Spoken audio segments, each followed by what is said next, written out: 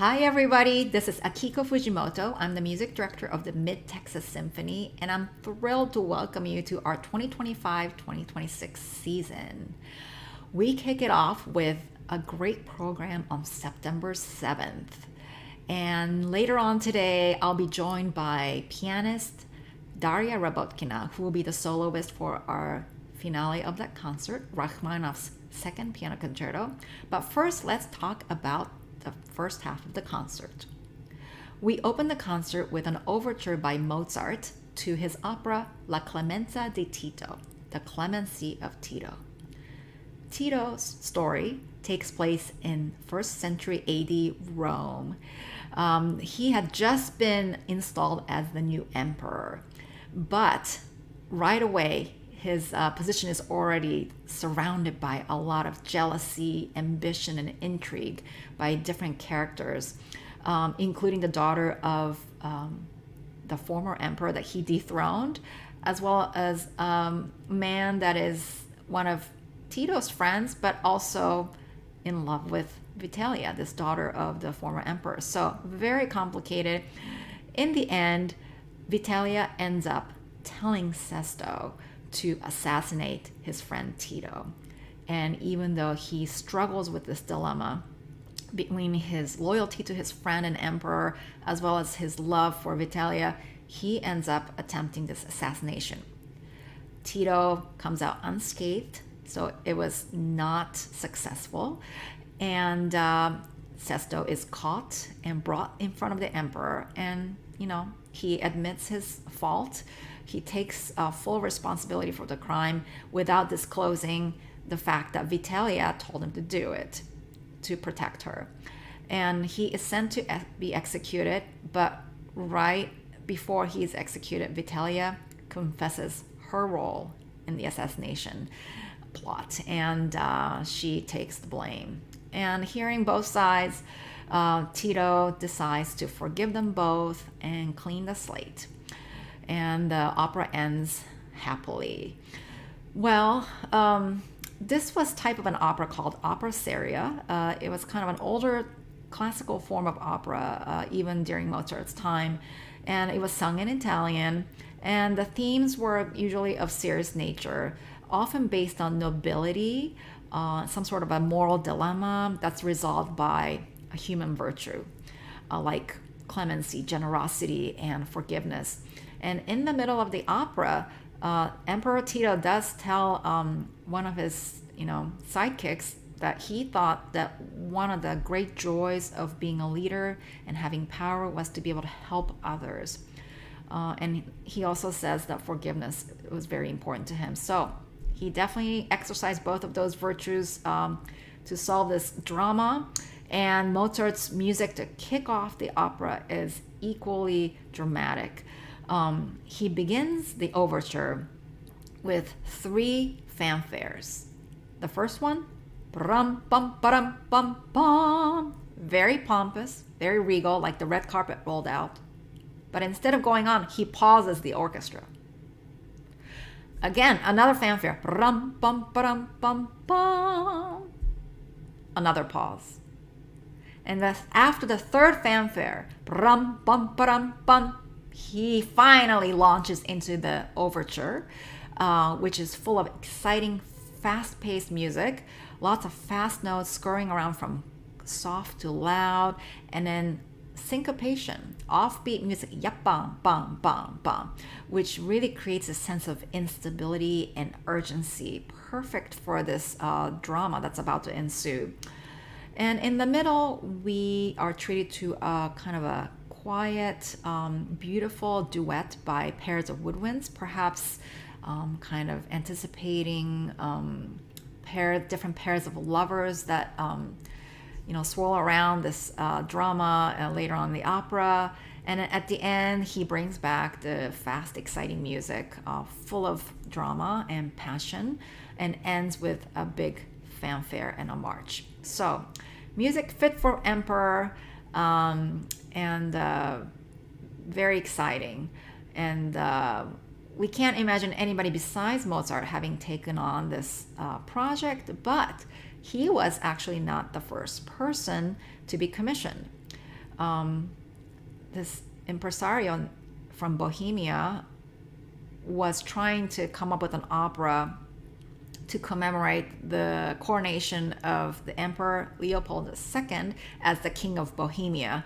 And so he wanted something on the subject of emperors. And he first went to Salieri, who was a much more established and highly respected, successful composer in Vienna at the time. He is the protagonist or antagonist of the movie Amadeus, about Mozart, depending on how you see his role. And even though he was successful, he was always jealous of Mozart's talent, natural gifts in that movie. And we all know, how history played out. And we're glad that Salieri was not available for this commission.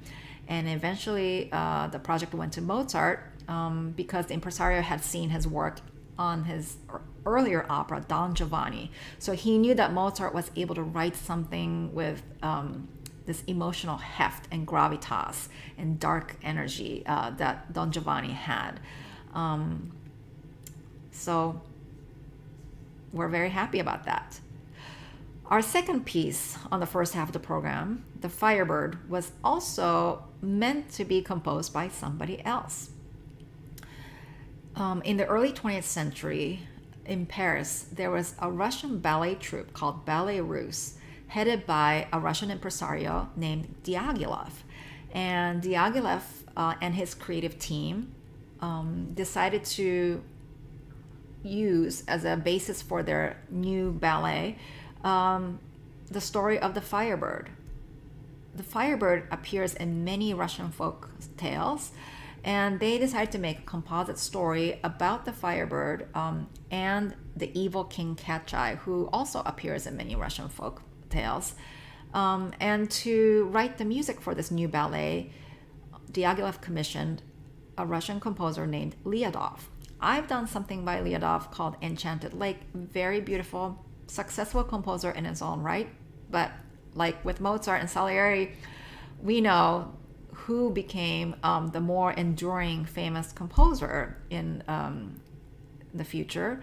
And Lyadov had a problem with deadlines. He could not finish the commission in time. So Diaghilev gave up on Lyadov and went to this young 27-year-old composer named Igor Stravinsky. Now, Diaghilev had hired Stravinsky before for Ballet Russe to orchestrate a couple of Chopin piano pieces for the ballet to dance to. But this was the first time Stravinsky was asked to write his own original music for the ballet. So he was excited and set out to write something fantastic. And boy, did he do it. Because when this ballet premiered, it became an overnight sensation. And the music made Stravinsky world famous. And it spurred 2 more commissions from Diaghilev for Ballet Russe, Petrushka and The Rite of Spring. And really, the Firebird and Stravinsky himself wound up impacting the 20th century composers to come after him. So, I mean, the music history would just not be the same without those 3 ballets and Stravinsky's music. Now, this was an early Stravinsky. If you kind of could break his career into 3 chapters, this would be his Russian period in an earlier part. And later he went through the neoclassical period as well as more modernist period, including, dipping his toes into serialism, atonal music. But this was kind of the early part of his career. And it made him just absolutely world famous and successful. Now, from this ballet, which is about an hour long, he extracted a concert suite of about 23 minutes of the highlights, the greatest hits from the music of the ballet. And that's what we are going to play for you. This concert suite follows the story of the Firebird. So let me tell you a little bit about the story along with highlights of the music that the orchestra will play. We start with the introduction to the ballet. Prince Ivan is wandering in the woods. It's dark at night and it's a magic forest. So there are a lot of little creatures, creepy creatures crawling around and goblins and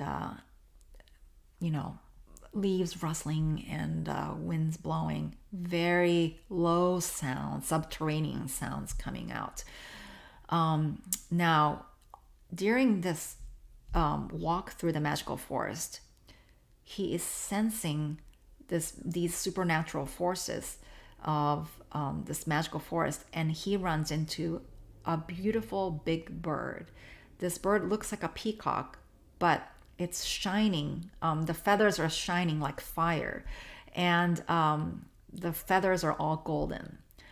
So this Prince Ivan is absolutely enchanted by this bird. So he captures the bird, and he admires this bird, and the bird struggles, and Prince Ivan feels bad and decides to release her. Now, the Firebird, out of gratitude, decides to give him a parting gift. She plucks a feather from her wing, and it's a golden feather, and gives it to him and says, Prince Ivan, if you ever find yourself in trouble, wave this feather and I'll come and rescue you. So they part ways. Prince Ivan goes on his adventure in this magical forest. Next, he runs into a group of beautiful princesses dancing. And they're dancing a traditional Russian dance called horovod. It's a circle dance. So a group of women dancing in a circle, and there's usually a leader, female dancer, and that is the head princess. So she and 12 other princes are dancing, and they're enjoying this dance, but they look and sound a little bit melancholic. And there's a good reason for that. They have been captured by the evil King Kachai, a monster who lives in this castle on this property in the magical forest, and they cannot go anywhere, they cannot do anything, and so they're very sad, and they've been separated from their loved ones. Prince Ivan is mesmerized by these princesses, especially the head princess, the leader of the dance, and eventually by the end of the dance, he falls in love with her. Well, soon they are surrounded by the monsters and goblins that are part of, that are underlings of King Kachai. Prince Ivan realizes that he too could be captured by King Kachai and turn into stone like a lot of the other mortals that he captured before. And so he remembers his old friend Firebird. He takes the golden feather and he waves it. And voila, the magic bird appears suddenly. The first thing that the magic bird does for him is he casts a magic spell on all the monsters and goblins at King Kachai's castle. This spell forces them to dance this crazy dance called the Infernal Dance. And the music is very aggressive, fast, percussive, kind of choppy, creepy sounds, and very strict sounding. This dance forces them to dance, and they cannot stop on their own volition. The dance is fast to begin with, but she speeds up the dance continually.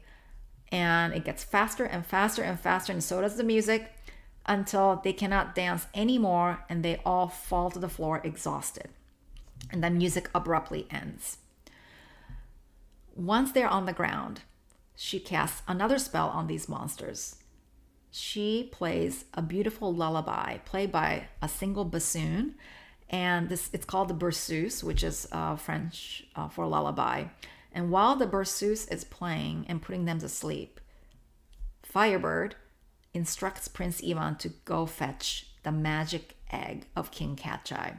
This magic egg contains all of Kachai's evil energy and his life force. Prince Ivan retrieves the egg, throws it around, and breaks the egg. And once the egg is destroyed, all the force, evil force inside of it is unleashed into the air and disappears. And it ends everything evil that King Kachai has done to this day. So all the people that have been turned to stone come back alive. King Kachai is no more, neither are his underlings, and the princesses are freed and happy again. And then the music launches right into the finale of the ballet, where a single French horn intones a beautiful melody, victorious but quietly. And this is based on another Russian folk song. And different instruments of the orchestra join in. And soon it goes right into the finale, which is celebratory. Lots of brass fanfares, celebrating everyone's freedom, as well as the wedding of Prince Ivan and the princess. So that's the music of the Firebird in 23 minutes. Very concise, but the greatest hits of the ballet.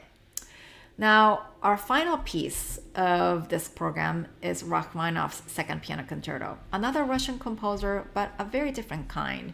Instead of the modernist upstart that Stravinsky was at the time, Rachmaninoff, who wrote this concerto about 9 years earlier, was a more looking toward the past. Tchaikovsky was his big hero, and he kind of held on to the 19th century tradition of beautiful melodies, lush harmonies. And this piece also came right after a period of great crisis for Rachmaninoff. Rachmaninoff had a terrible premiere of his first symphony. It flopped majorly. And that just shoved him into this deep, deep depression for 3 years. He couldn't write anything. He tried, he would start, write a few measures, and put his pen down. So he was so depressed that his aunt sent him to talk to the great author Leo Tolstoy for some inspiration. They met, but that chat didn't do anything for his depression. After some more time, his aunt sent him this time to a doctor of psychotherapy, specifically hypnotherapy, Dr. Nicholas Dahl. And Dr. Dahl prescribed hypnosis to Rachmaninoff, and where he apparently, chanted phrases like, "I will write great music again. I will write a great concerto, and it will be a great success." Well, he did that treatment for some time, and it worked. The depression ended. Rachmaninoff started to write again, and out came this second piano concerto that was just absolutely smashing success. Rachmaninoff was also a pianist himself, so he played as a soloist on this and took it on tour around the world, and the rest is history. This concerto contains many great melodies that were used later on as basis for pop songs. So in the first movement, the second theme became the foundation for a Frank Sinatra song, I Think of You, excuse me. And then the second movement, this is probably the most famous kind of quotation from this concerto. The main theme, first played by the clarinet, became the basis for All by Myself by Eric Carmen, and more recently made famous by Celine Dion. And even the last movement, the third movement, has a melody that got used by Frank Sinatra, Full Moon and Empty Arms. So I know that you will enjoy this piano concerto immensely. And here is Daria Rabotkina to talk about the concerto with us. She is currently the professor of piano at the Cleveland Institute of Music. And before that, she was a piano professor at Texas State. So I'm so thrilled to welcome Daria back to Texas for this performance and to chat with her about this great piece. Thank you, and here's Daria.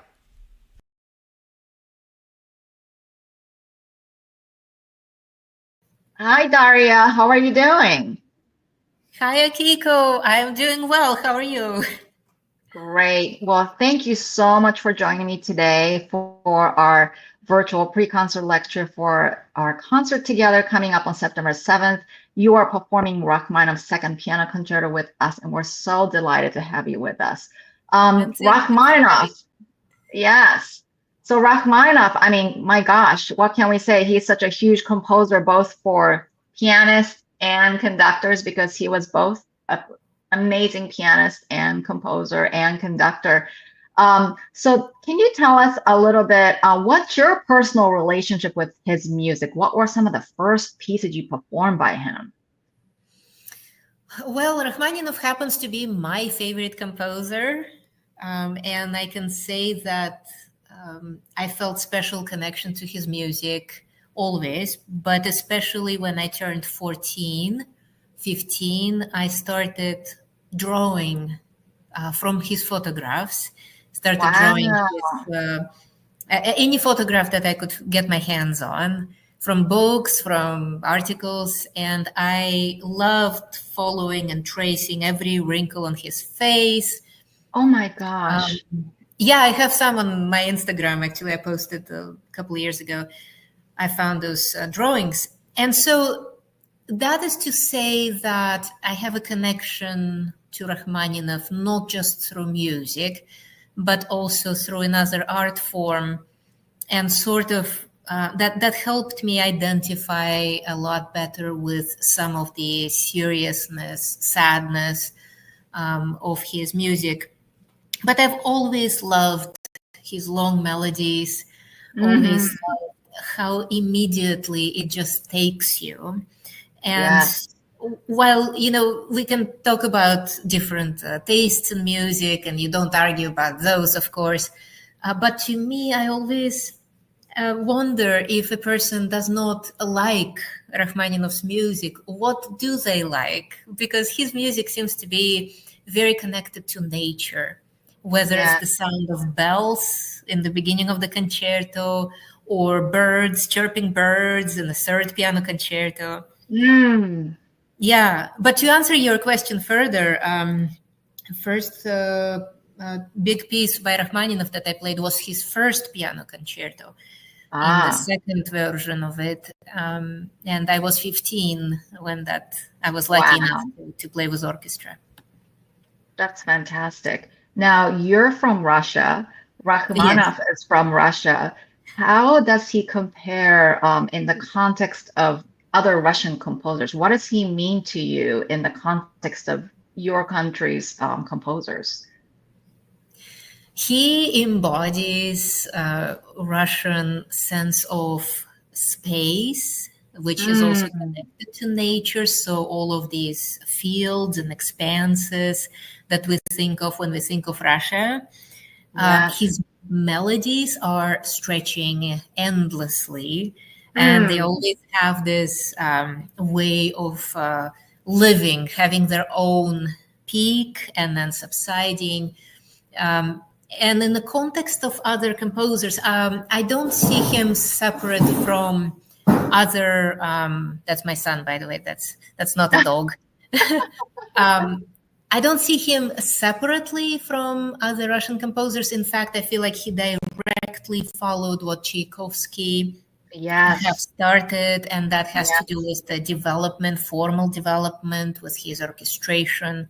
Um, Mm, yeah, things like this. I feel like he directly derived from a tradition that existed before him, and then he took it a little bit further.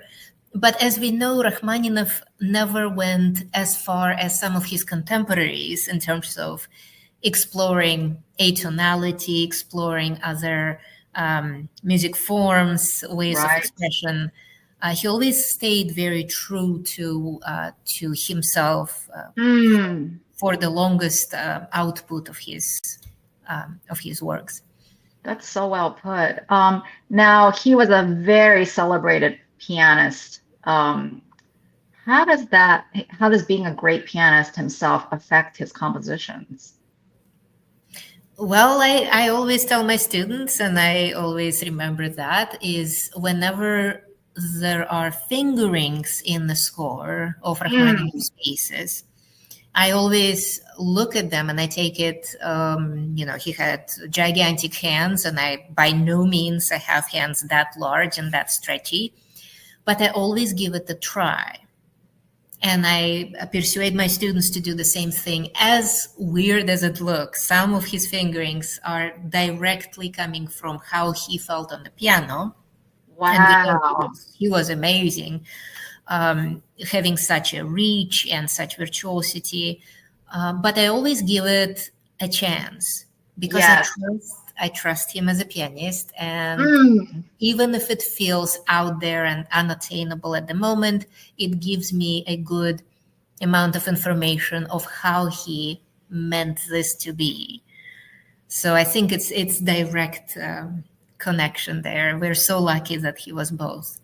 That's amazing. Now, he wrote 4 concertos, and then he also wrote the Paganini variations. Yes. How do they compare to each other? Especially, where does the second concerto fit into his concerto repertoire? That's a great question. So, well, I performed with orchestra all 5 of them by now, and I would say that the second concerto stands out as this having this perfect size, perfect shape, and a rather perfect form, developmental form. I find this to be kind of the amalgamation of everything that Rachmaninoff was working towards.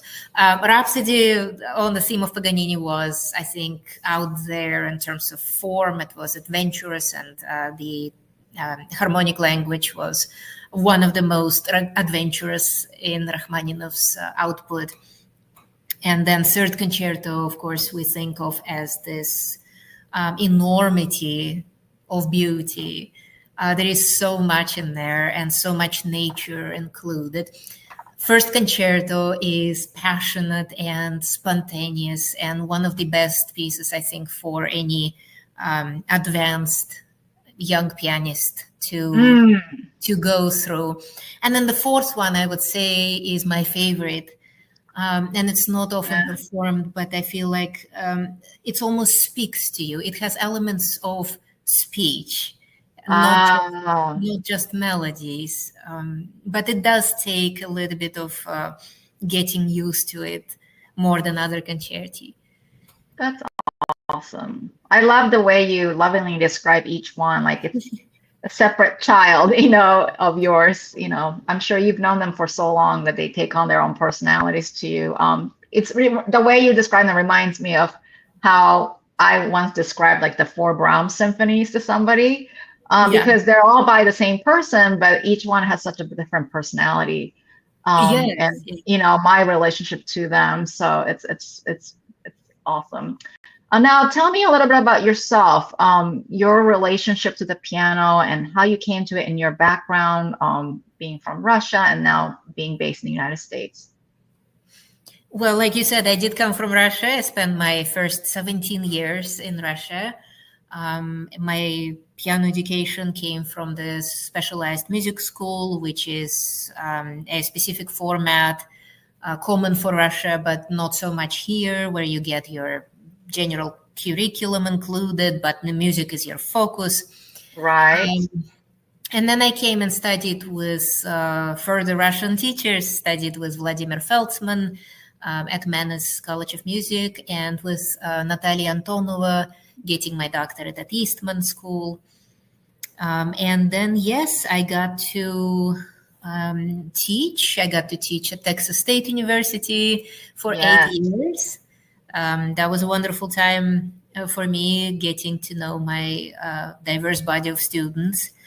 And then got to Cleveland, and I've been here for a year now. Yes, congratulations. And you teach both at the conservatory as well as the academy, which I assume is like a preparatory school or high school age? It is academy all the way from pre-K through 12th grade. And it's divided into parts before 5th grade and then 6th through 12th. And so it's a wonderful program for young musicians. We have comprehensive education, which includes musicianship, theory, eurythmics, large ensembles, choir, and of course, a ton of performing is included in this whole experience. And then my other half of the job is at the conservatory side. Then that it keeps me busy. Yes, for sure. Now, in today's changing worlds, has teaching piano, the pedagogy, like changed, or does it have to evolve into the next decade and so forth? Do you feel something different because young people are going through different things than when we were in school. Do you find that you have to adapt your teaching to new styles or anything like that?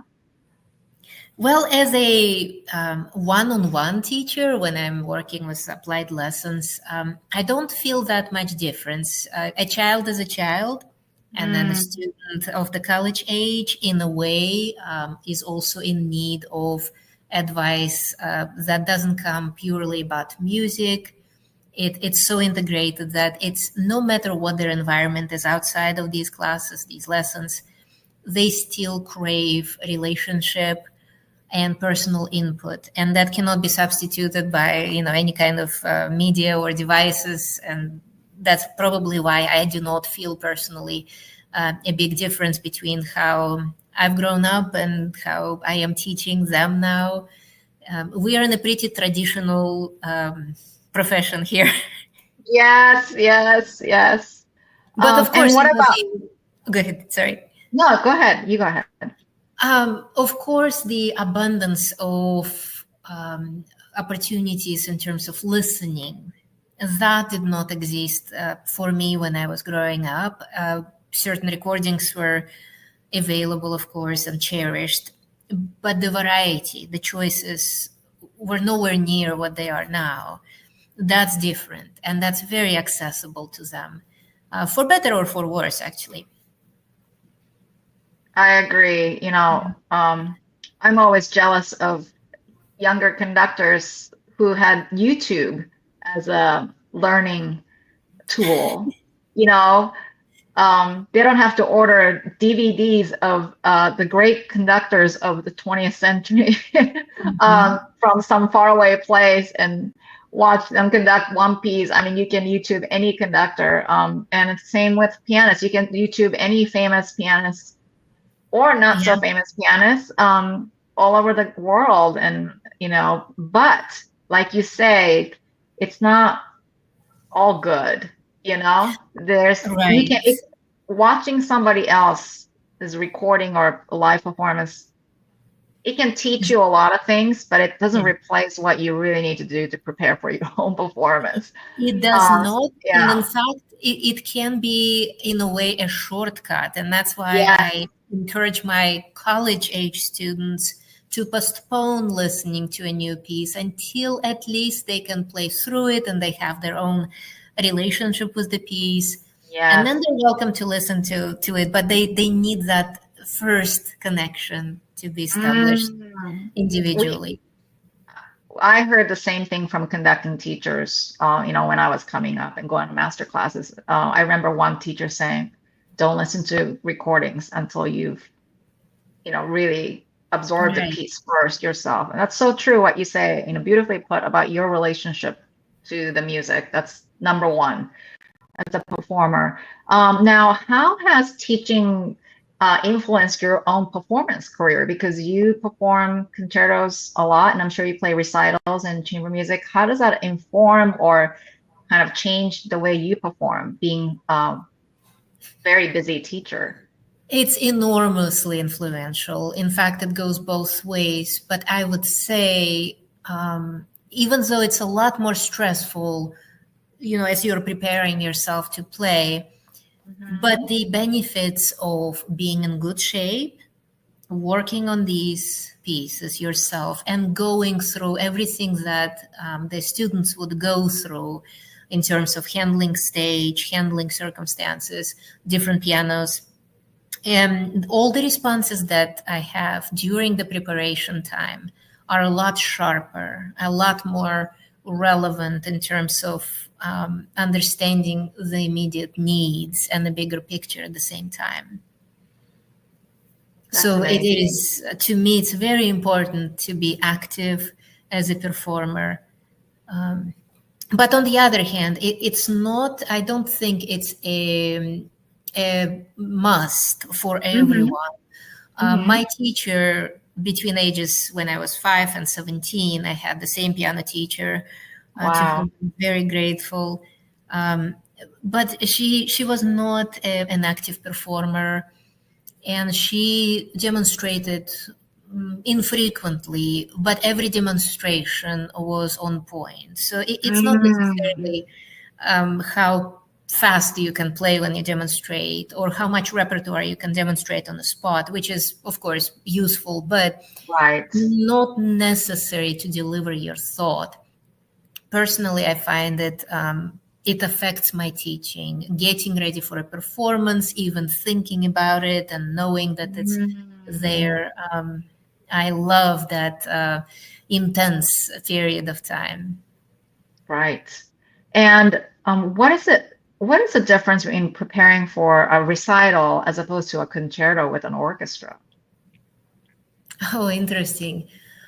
I always thought of and felt as playing with orchestra more of a what do you call that, communal effort. And I'm not just talking about concerti like Ravel G major or Gershwin. It's even in the concertis that have a very distinguished solo part for a piano. I always felt that I'm not alone, that I have great, a great group of friends that Yes. surround me, and that I've always gotten that even since the first time I played with an orchestra at 12. I loved that sensation. That's great. And I think that, for the recital, I mean, it's not that I don't enjoy that as much, but it's a completely different feeling for me. It's a more of a spotlight feeling, and that you are responsible for yourself and only for yourself. With orchestra work, I feel like everyone is just embracing the music. That's so beautifully put. And I think it makes me realize that's why I got into my profession too, because I like the group feeling, Well, this has been so great, Daria.